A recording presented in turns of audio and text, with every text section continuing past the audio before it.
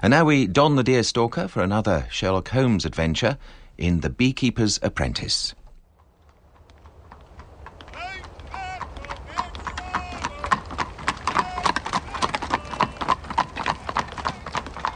The news from the front made the war against the Kaiser seem closer than ever as I walked that oppressive Oxford night.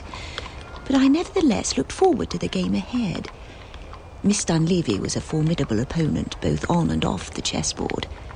Tactically, I had plans to trap her queen, but the true danger lay elsewhere. Her suspicions about the moral nature of my friendship with Sherlock Holmes would be nothing to her alarm when she realized he had enemies, many of them. Up to now, I had been Holmes' apprentice. But what I did not know, as I moved closer to him, was that I was stepping into the deepest of shadows. Shadows so sinister, they hid my darkest nightmares.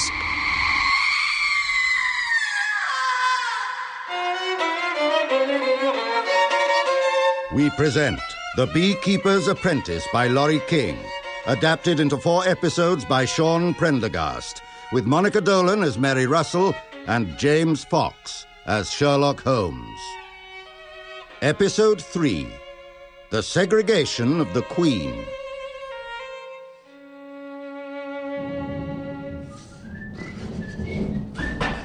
Miss Russell, Miss Dunleavy's gone away. Sick. So you've got the night off, I reckon, and a pretty girl like you should have company. Somewhere sheltered. Oh, no, I love a storm. And I don't need anyone else. Oh. But in truth, as I prepared to run back, I felt let down by Miss Dunleavy's absence. She was the only tutor I felt close to. Apart, of course, from the man who had taught me everything he knew. What's that noise, Holmes? That is the sound of an angry queen. The new queen has had her nuptial flight and is now anxious to murder her rivals in their beds. The worker bees cover the royal cells with thick layers of wax, you see, so she cannot reach the princesses, and they cannot chew their way out to answer her challenge. What would happen if one of the unhatched queens escaped? The first queen has the advantage and would almost certainly kill it. Even though she's going to abandon the hive anyway? The lust for murder is not a rational thing. In queens, it is an instinctual response. Ah, Miss Russell. Real nice out, I see. There's a note from an old, elderly woman. She was by, asking for you. Carefully avoiding the smudged thumbprint on one corner, I opened it. To my astonishment, the contents were no more than an advertisement for a window manufacturer on the Banbury Road. A very strange sort of message, Miss Russell. I have rather an eccentric aunt who occasionally tracks me down. If she returns, shall I bring her up? I think not, Mr. Thomas. Send someone for me, and I'll come down. At the top of the stairs, there was a smudge on the doorknob, and tiny, fresh scratches on the inside of my keyhole. I went slowly back down the stairway. Unfortunately, the only other entrance was through the windows that looked out onto a stone courtyard below.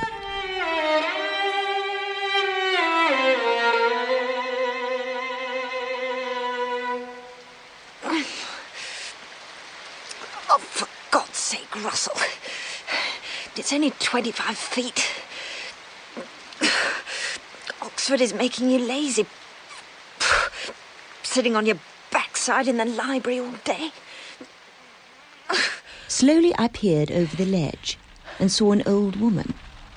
I blinked, and despite the cold and the rain and the cramp in my bleeding fingers, smiled to myself. Damn you, Holmes! Help me in this window before you have to scrape me off the pavement. Climb in, Russell. By the way, don't disturb that machine on the desk. It's a bomb.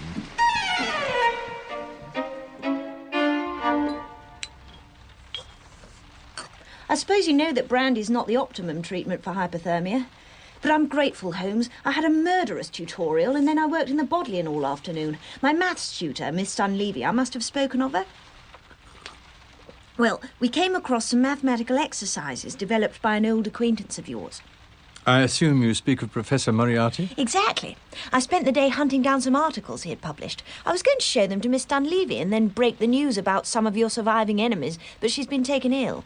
What impression did you have of the man? Moriarty? The subtlest of all the beasts in the garden comes to mind. I believe that had I not known the identity of the writer, the words alone would have succeeded in raising my hackles. Being a good mammal yourself, apparently, rather than a cold-blooded thinking machine such as your teacher is known to be. Ah, but I've never called you cold-blooded, have I, my dear Holmes? No, you have not. So why did you leave the marks on the doorknob? Because, my dear child, I had to be absolutely certain that despite being tired, cold and hungry, you would pick up the small hints and act correctly. What is that thing you've brought? Is it really a bomb? Indeed, but I did not bring it. It was attached to your door when I arrived. Who wishes to kill me? And how did you know about it? Well done, Russell. A quick mind is worthless unless you can control the emotions with it as well. Oh. My God, you're hurt. They tried to kill you first, didn't they? Where are you injured? How badly? I'm afraid I may have to ask you to change the dressings at some point, but not immediately. The person who set the bomb thinks I'm dying, fortunately. Some poor tramp was run over just after they took me to the hospital, and he's still there with bandages about his head and my name on his chart. And I might add, a constable at his side at all times. Was anyone else hurt? Mrs. Hudson? Mrs. Hudson is fine. The bomb was in one of the beehives of all places. There are 4 bombers I have put away in the past. One is dead. The second has been out for 5 years and become a strong family man. The third was let out 18 months ago. The last escaped and is missing. I deactivated the contraption, but not being entirely up to date on bombs myself, I need an expert to read this particular fingerprint. We shall take it with us when we go. Where? To London.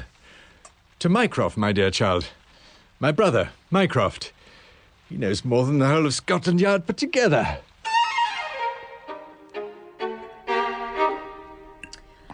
A full stomach, a slightly tipsy brain, and the knowledge of a safe place to sleep.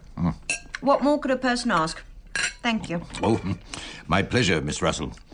I have heard of you, of course, though not from my brother, naturally. How are you, Sherlock? Better. Will you see a doctor tonight, Holmes? I will not see a doctor, no. It must not be known that we are here. What of the club and the cook? They must know, surely. The club is discreet, and I told the cook that I was exceedingly hungry. So no doctor, even Watson? Especially Watson. Any news of the bomb? It does look similar to the one you took from the Western Street bank attempt some years ago. And yet, you know, that man Dixon made a success of himself at his father-in-law's music shop and worships his family. An unlikely candidate to try to kill me and my nearest associates. Holmes, do you think we should ask Watson to move into an hotel for 2 or 3 days? My God! Russell, how could I? Mycroft, you're on the telephone. Oh. You talk to him, Russell. Do not let him know where you are or that I am with you. You know his number? Oh, good. Oh, if anything has happened to him through my utter, absolute boneheaded stupidity. I'll do so, Holmes. I'll tell him to go to an hotel and stay put. I'll make up a story. In the meantime, sleep. Good advice. I shall take it myself. Good night. You take the bed, I take the chair. No arguments. I may smoke a pipe of tobacco on the balcony. I trust, Holmes, that you will allow your body some rest tonight. Russell, there are times when the infirmity of the body may be used as a means of concentrating the mind. No doubt that marvellous concentration explains why you neglected to include Watson in your calculations. Get some sleep, for God's sake, Holmes. Good night, Russell.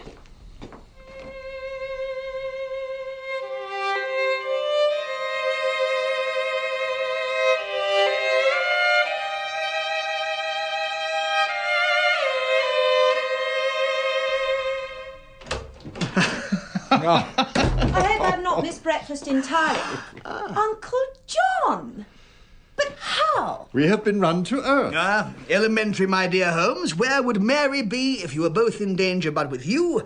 And where would you go but to your brothers? Have some tea, Mary, though I should like an apology for you telling me an untruth. I am sorry, Uncle John. Quite all right, my dear. Just remember that I've been watching out for myself for a long time now.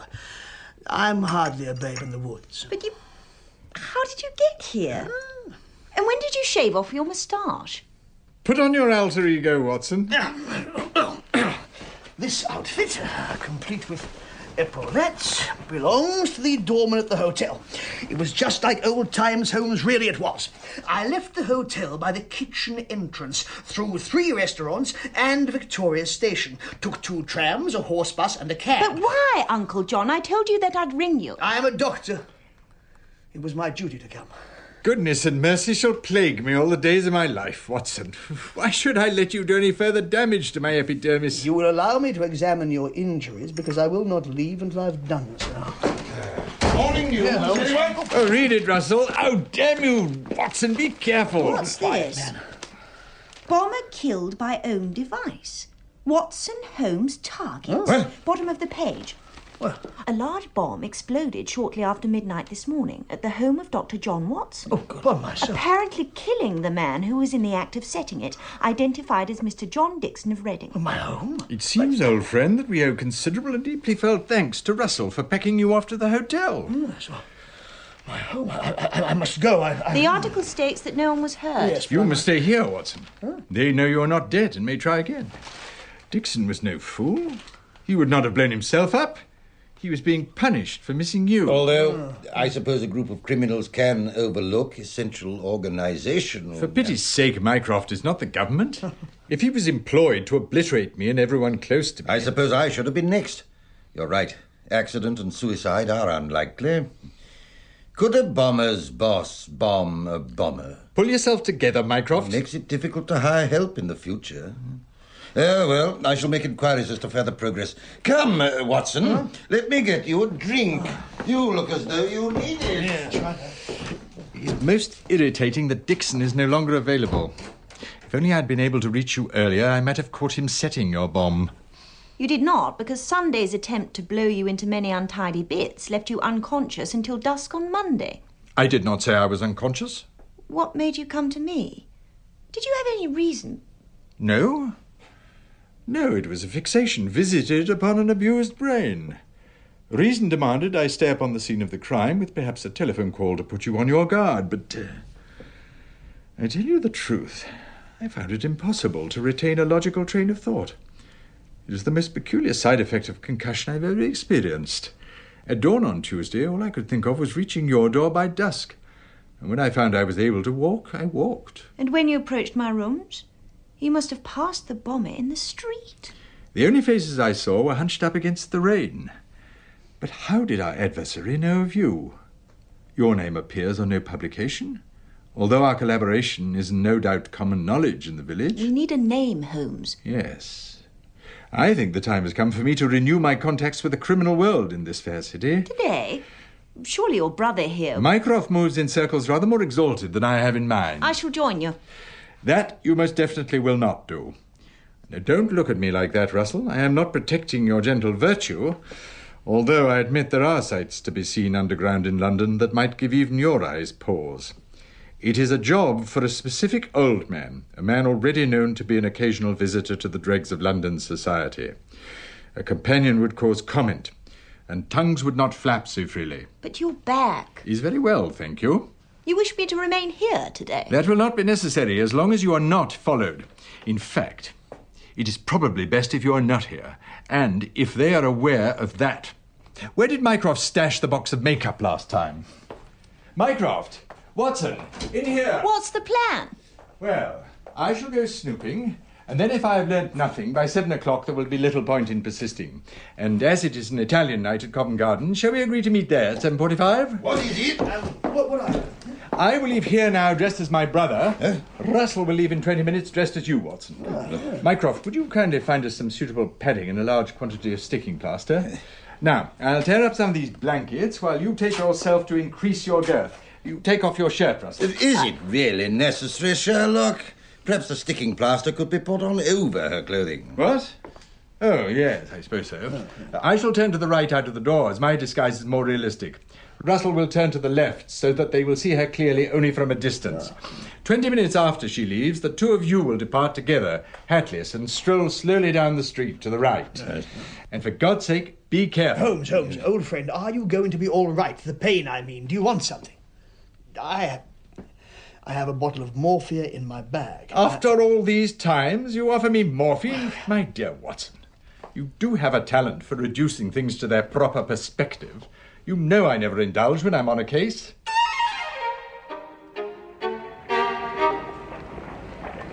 As I left, I was aware of eyes on me. Watson and Mycroft Holmes watching from the window above, but other, hostile eyes also from the street. Following Holmes's precise instructions, I hailed a cab, then changed my mind. I walked west, as if towards Green Park, then hailed another. I turned it away too, and a street later finally got warily into a third. At the building Holmes had told me to go to, I went inside, climbed to the third floor, watching the stairs below me, and through the tea room on that floor to a passageway, a further set of stairs, and at last a door marked storage room. The key Holmes had given me let me in. The storage room was one of Holmes's bolt holes. It was a windowless, stuffy, oddly shaped room. 3 metal dressmakers' racks bulging with clothes took up a quarter of the floor space, and an enormous dressing table littered with tubes, pencils and pots, and overhung by a wall-sized mirror surrounded by small electric light bulbs, took up another quarter. The kitchen consisted of a stained hand basin, a minuscule geyser, a gas ring, and 2 pots. After rummaging around in the clothes rack, I found an evening suit and tweed +4s cheek by jowl with a linen chasuble, the brocade trousers and tunic of a Maharaja, and finally, a stunning scarlet evening dress. I would easily pass for a young thing out for a day in town. I darkened the rims of my spectacles with some odd brown fingernail enamel, and decided reluctantly that I should have to leave them off for much of the day, as any other vain young myopic thing would do. I gathered up Watson's clothes, turned off the lights, took a deep breath, and, with my hand inside my bag, opened the door. No bombs went off. No bullets flew, no rough hands grabbed at me. I closed the door behind me and went off into the dangerous night.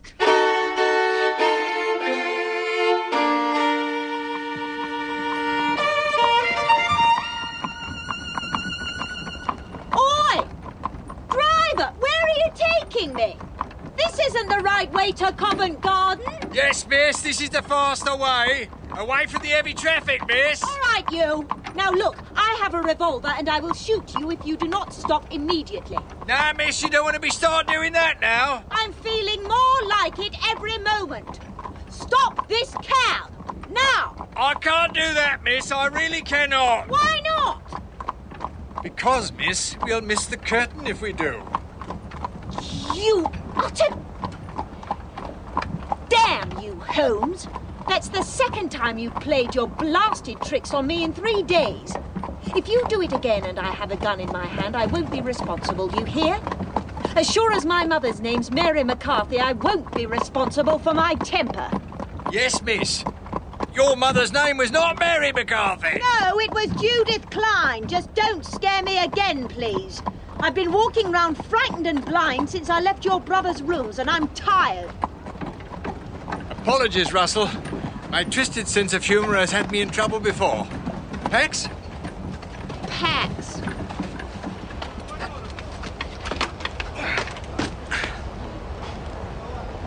There's a man coming over. Ah, the redoubtable Billy, an old friend of mine. He will look after the cab while you and I relax. Come, Russell. The scarlet gown is glorious, but you look distinctly underdressed without a glass of champagne in your hand.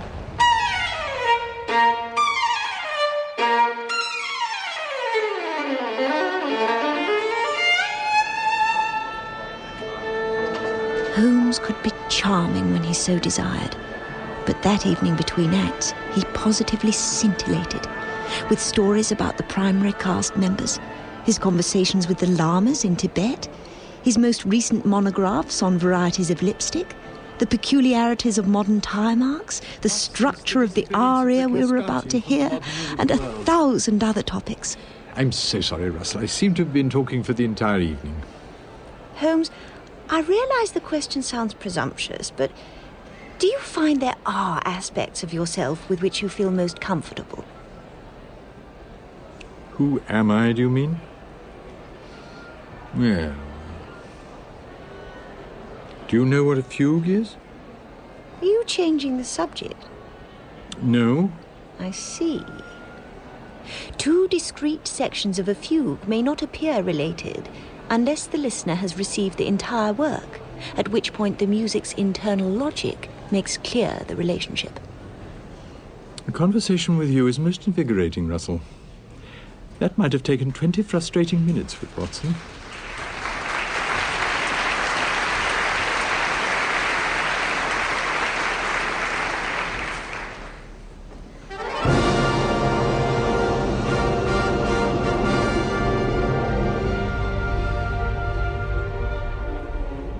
Surely there cannot be all that many of your enemies who hate you enough to kill off not only you, but your friends as well. Who has the money to hire bombers and watchers, and the wits to put all of this conspiracy together? I sat up until the wee hours contemplating precisely that question, Russell, with absolutely no results. I cannot call to mind one who fits with what we know of the mastermind behind these attacks. There is a mastermind, you would say. Well, a mind, certainly. Intelligent, painstaking, at least moderately wealthy, and absolutely ruthless. Sounds like Moriarty. Yes, remarkably like him. Holmes, you can't mean... No, Watson's account was accurate enough. The man is dead. No, this feels like another Moriarty. Come on us unawares. A bomb! Outside! My God! Billy!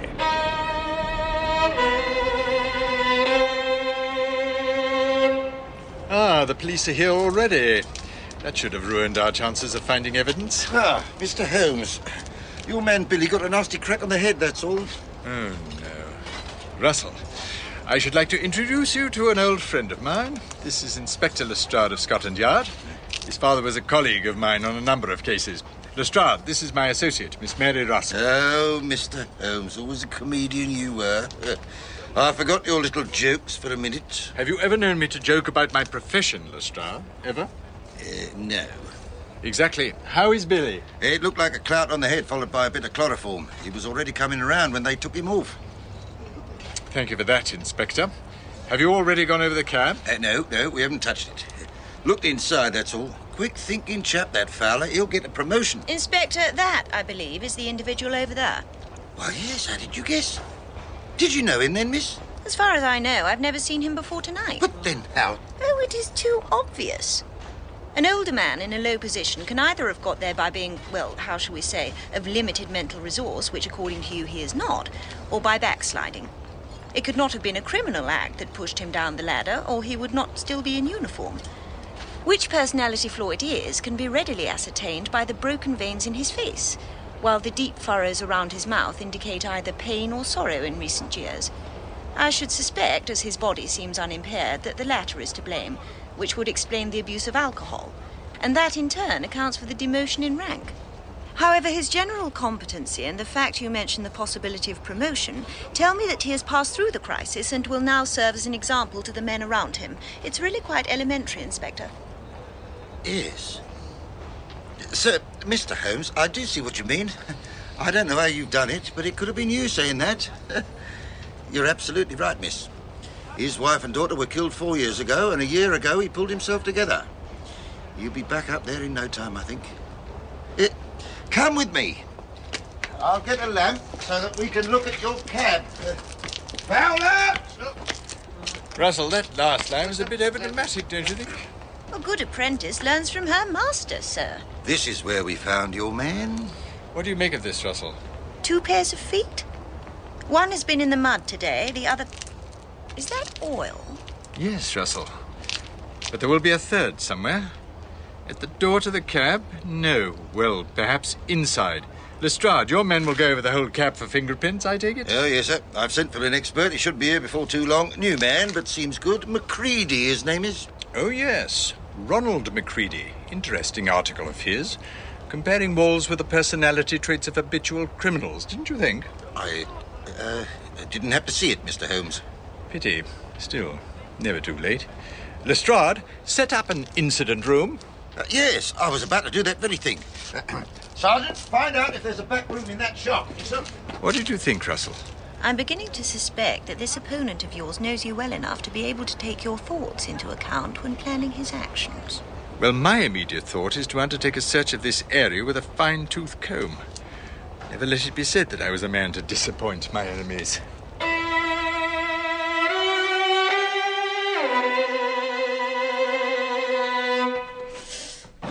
Ah, Russell, there you are. Constable Fowler, fetch her tea. She looks frozen. Right, Mr. Holmes. There you go, miss. Thank you. Well, Russell, what have you found? One button with a scrap of brown tweed attached, cut recently from its garment by a sharp instrument. Another thick smudge of light brown clay, and one blonde hair, not my own, considerably shorter.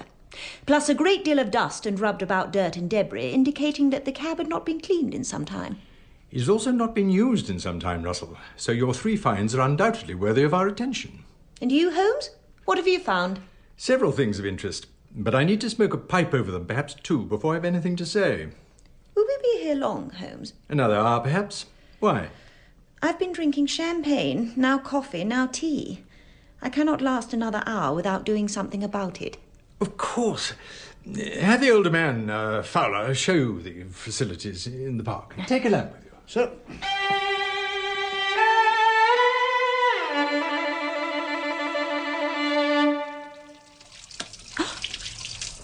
Constable Fowler, come in here at once. Miss, did you... Go and get Mr. Holmes. Is something wrong, miss? No, something is not wrong for a change. Just get him. Well, I shouldn't leave you... I'll be safe. Just go. All right, miss. Mr. Holmes?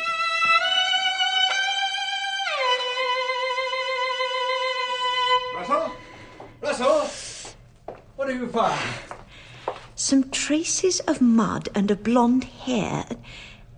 This is not yet thought through, but... Holmes, could the man we're looking for be a woman? In The Beekeeper's Apprentice, Mary Russell was played by Monica Dolan and Sherlock Holmes by James Fox. Mycroft was played by Gavin Muir and Watson by Sean Prendergast. All other parts were played by members of the company. The Beekeeper's Apprentice was written by Laurie King, dramatized by Sean Prendergast, and directed by Melanie Harris.